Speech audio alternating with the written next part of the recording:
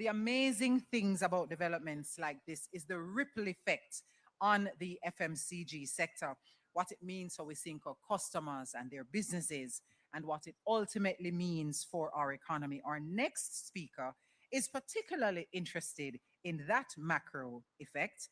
Please welcome now our Prime Minister, Dr. the Most Honorable Andrew Holness.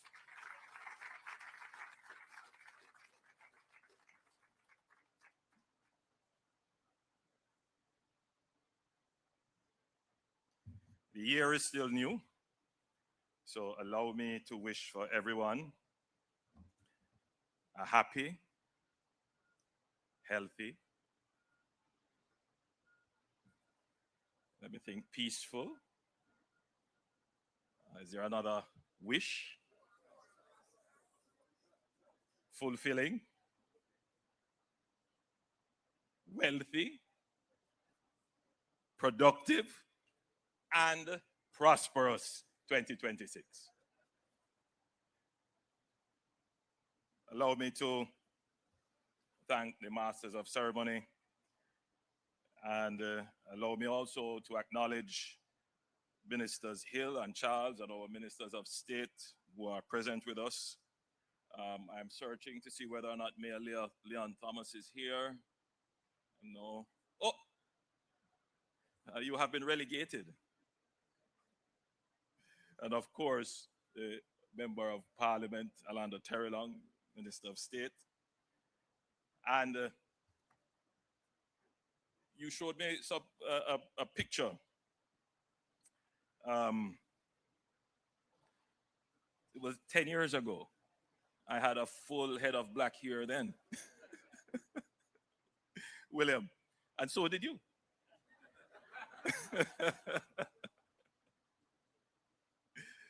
And Andrew, thanks for the invitation. Indeed, it is my pleasure to be with you today.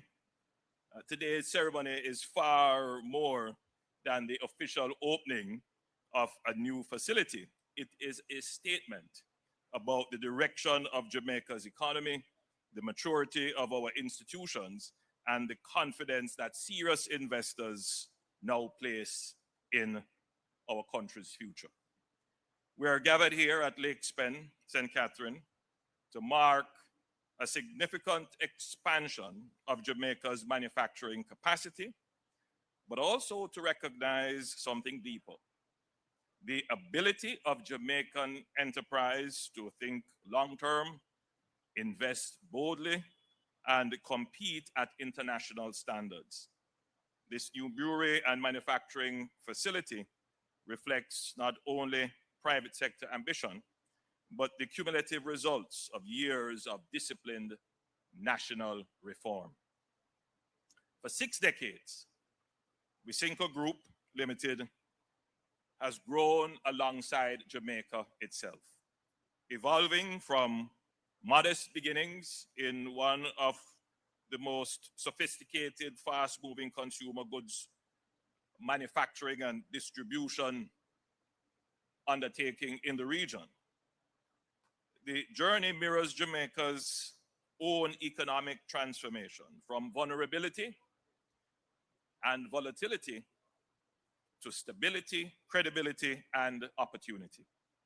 This facility stands as the latest chapter in that shared story of success.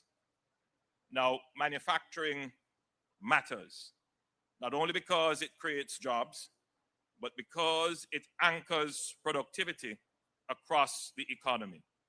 It deepens value chains, drives skills development, supports exports, and creates resilient employment that is less vulnerable to external shocks.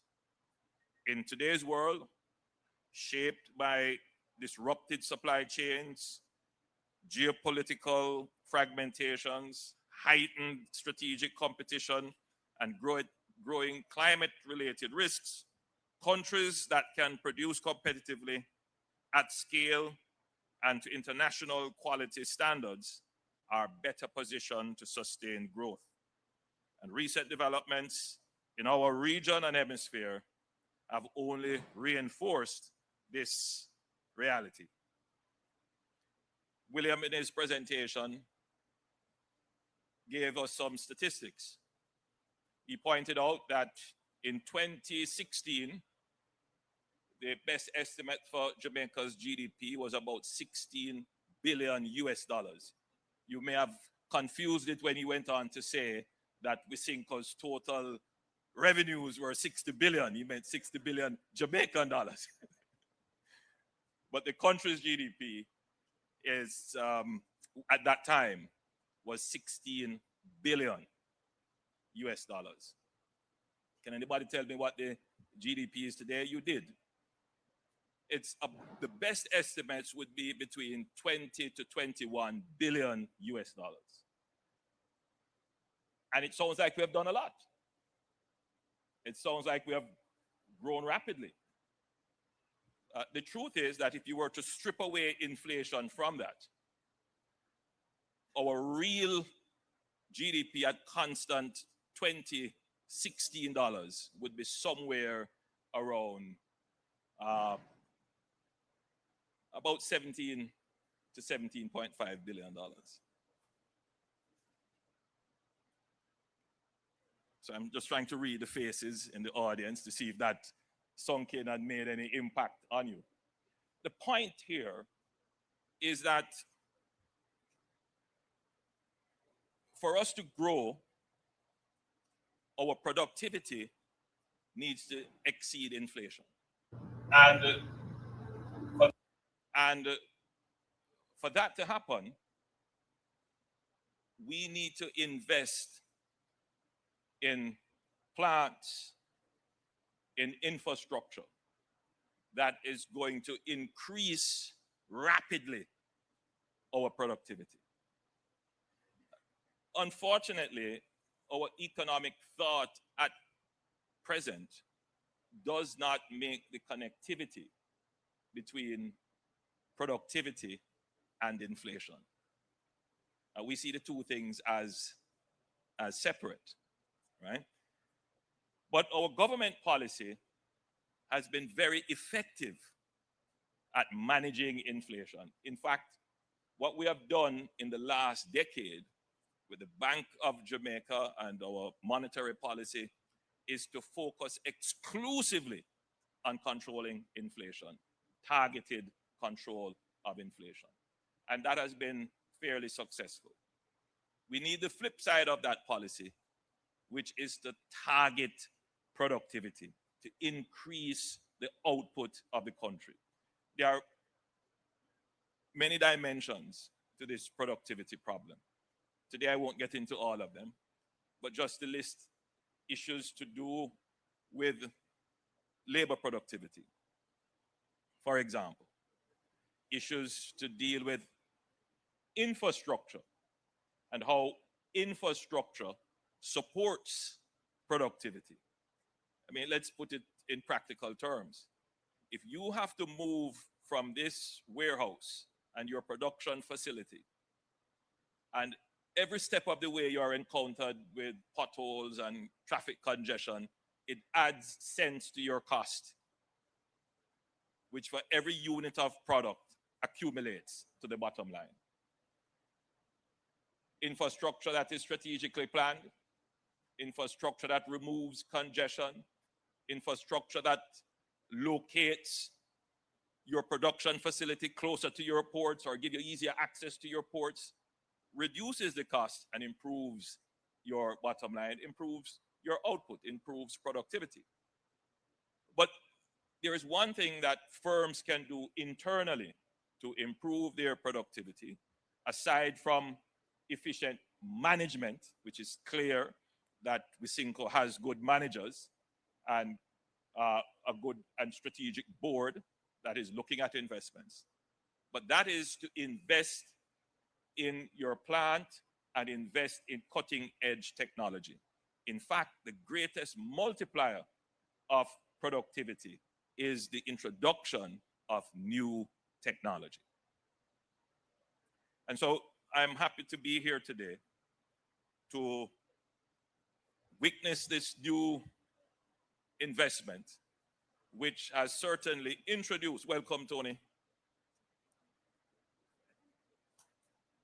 which has certainly introduced new technology into the production space in Jamaica. And I want to make the point a little deeper now. So when we talk of the GDP of the country, you know, the classic definition of GDP would be consumption, everything that you consume, plus investments, what you do, plus government spending, what I do, meaning the government, the roads, the bridges, public transportation, these kinds of things. And then the net between export and import. So if you are a net exporter, you're contributing to your GDP expansion. If you're a net importer, your GDP is going to be lower. If government spending increases without necessarily crowding out private investment, then your GDP will increase. So government, we have for the last decade increased significantly the capital budget of the government, meaning we have spurred growth by placing significant emphasis on infrastructure development.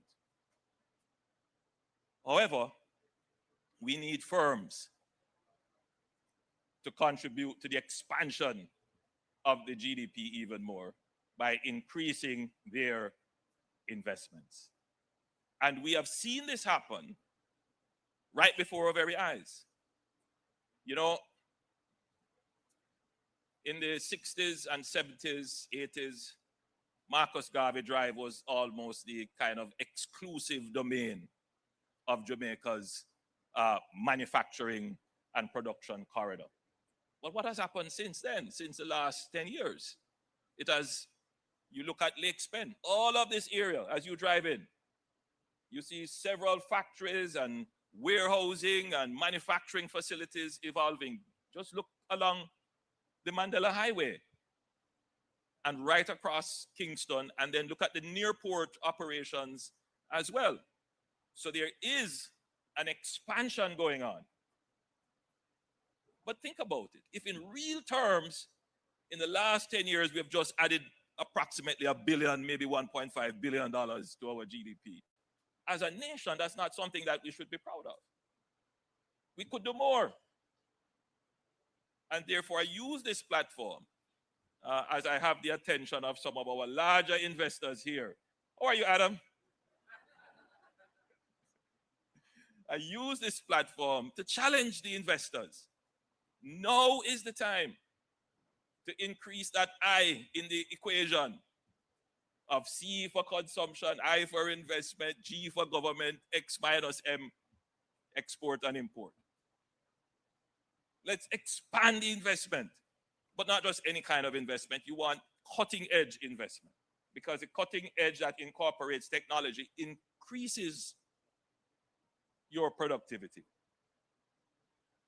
And the time is right, the time is now, because, you know, the government has put in place a policy which allows for accelerated capital allowance. And we introduced this in last year's budget, rather in this year's budget, coming to the end of the budget year, which allows, and let me read it carefully so that I don't introduce a new policy by accident.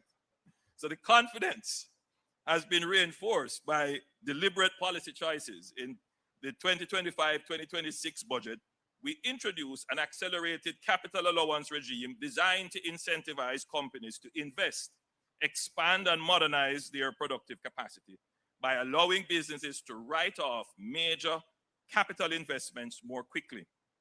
And we are lowering the effective cost of expansion, improving cash flow in the early years of the investment, and strengthening the returns on long-term projects. This is exactly the type of forward-looking, pro-growth policy environment that supports decisions like Wisynco's new brewery facility. So I don't have to ask. I know you're taking advantage of the accelerated capital allowance. And I use this opportunity to encourage other firms, other investors who are thinking about it to let's just do it now. Because the government policy and environment supports these long-term capital investment decisions. But I also wanted to point out that it is not just that the government is supporting the environment for business, but our international rating agencies. In the closing week of last year, all three major international credit rating agencies, Standard & Poor's, Moody's, and Fitch, reaffirmed Jamaica's sovereign credit standing with a stable outlook. Standard & Poor's maintained Jamaica's BB just at BB, just 2 notches below investment grade. And I think everybody here understands what investment grade is. And we're just 2 notches below. If we get to investment grade, we don't have hands to receive investments. So we are getting there slowly but surely. And Moody's upgraded Jamaica's rating to BA3. This is right after a Category 5 hurricane. And Fitch affirmed Jamaica's BB minus rating. So clearly, people who study the global market and study Jamaica's position in that market have confidence in the policy menu of the government, has confidence in the regional economy, and has confidence generally for the outlook of Jamaica. So if there is this confidence externally and the government is doing the right thing, then our business people who are critical to the growth of the GDP, I encourage you. I thank you for what you have done, but I encourage you to do more. So, William, Andrew, great, not enough.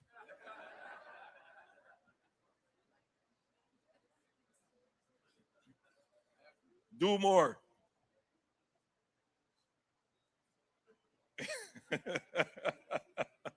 I see Adam there praying that I don't call upon him.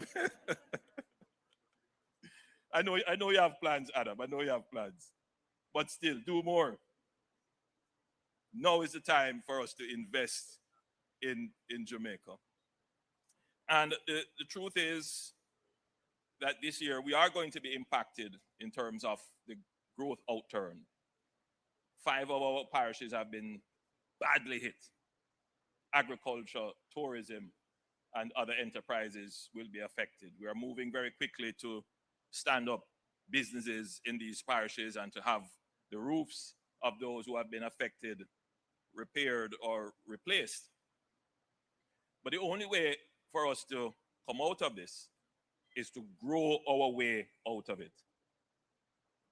There is no international aid that can recover us. The days of us looking for some country or some benefactor to come and assist, those days are over.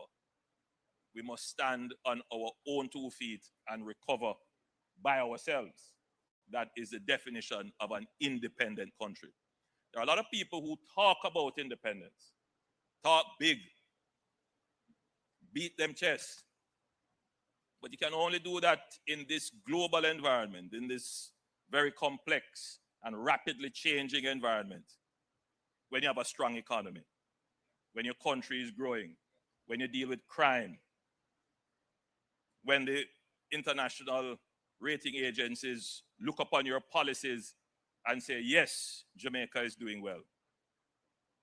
The days of the revolutionaries who see more of politics than really looking about the interest of their people. Those days, we must go back to those days.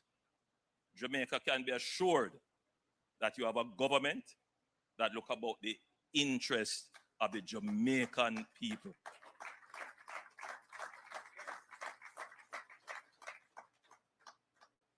that when we stand on the world stage, we are respected because we are a strong democracy. We have a strong rule of law. We can stand up and say murders were high, and we cut murders by more than half. We are returning our country to peace, and our economy is growing. Let us focus on these things. We can stand proudly and say that before the hurricane, we had a 4.3 unemployment rate, 4.3%, the lowest ever in our history. And I'm certain we're going to get back to that in a few more months. These are the things that we must remain laser focused on and not get distracted, right? I want to hear about more investments coming into Jamaica. You know what gives me so much pride? As I'm walking through this massive facility, William tells me that if you walk this facility twice, you will get your daily 10,000 steps. I'm going to check my watch because I walked it once, I walk it back. It's a huge facility. And as I'm walking the corridors, the number of young people that are employed here go home with an income. Some of them might be in school. Some of them would have bought their house. Some of them would have gotten a car as a result and looking forward to expanding their household and their livelihood. That's what we need to focus on. For many years, we were distracted, wandered off into all kinds of issues which never served our interests or our purposes. Well, in me as your Prime Minister, you know that the fight that I am involved in is the fight right here. Right here. And we are winning the fight right here in Jamaica. Every day, we are winning. We have brought down our debt to GDP. Let's not look at what has happened now as a result of the super phenomenal event of the hurricane. Were it not for the hurricane, we would have been about 60% debt to GDP. We're going 10 budgets, no new taxes. We have stabilized inflation rate. We have stabilized the currency. Gone are the days when people live in fear of what is going to happen to our currency. We have reduced the murder rate significantly.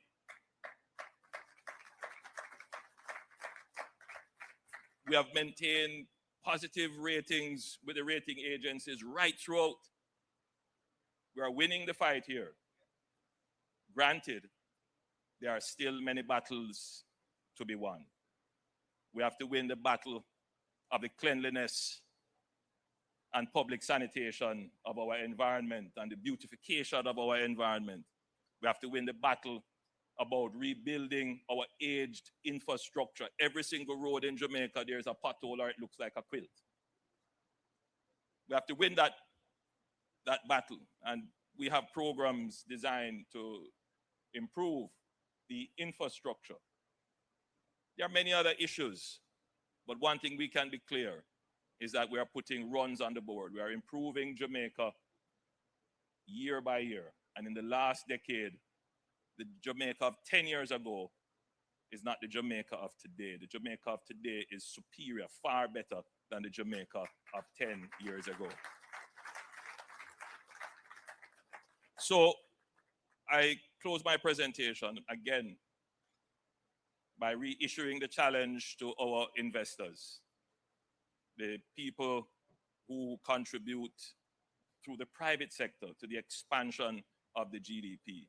Now is the time for you to be thinking creatively. Now is the time for you to be entrepreneurial, as you are the entrepreneurial class. Now is the time to be thinking on big projects, not small, timid projects, but large-scale projects that will move the needle.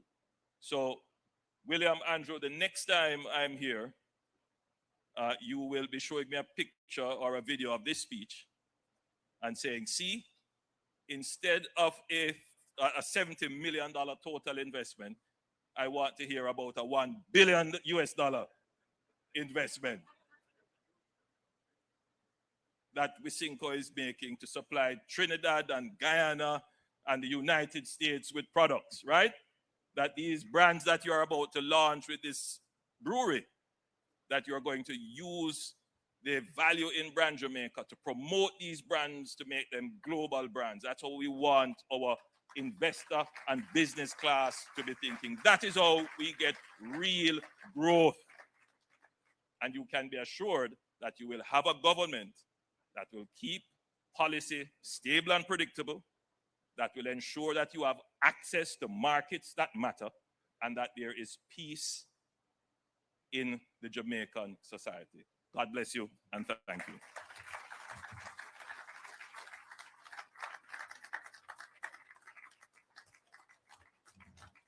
Thank you so much, PM. Now is the time to expand investments, cutting edge investments for increased productivity. PM, I don't want you to sit just yet, please, and thank you very much. I have a gorgeous lady here who is dying to make a presentation to you, sir. So if you would come again, please, and thank you. A member of the board.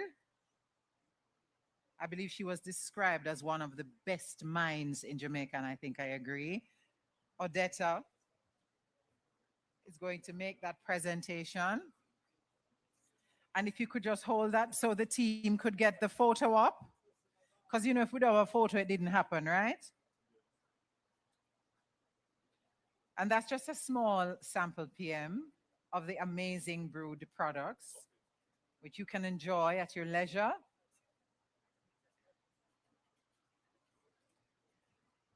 Thank you so much for that, Odetta. Ladies and gentlemen, true to my word, our short program is almost at an end.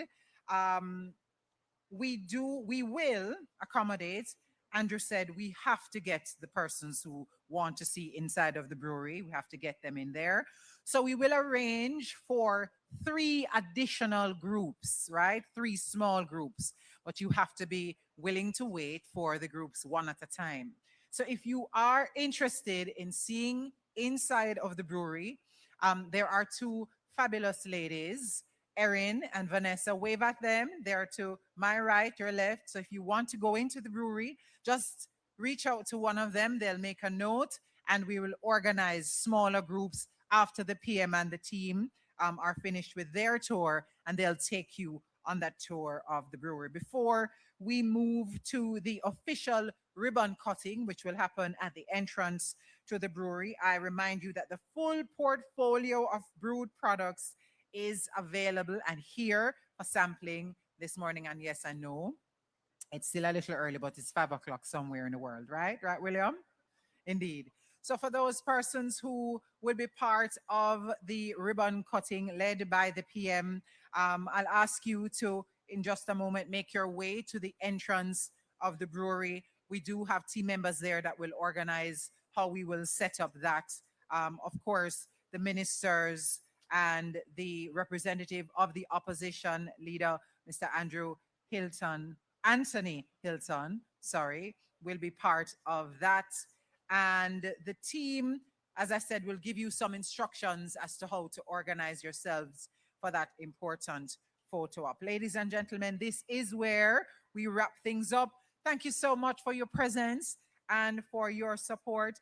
Enough love and respect from the Wisynco team. My name is Stacey, and it has been a pleasure to be your master of ceremonies. Walk good and have a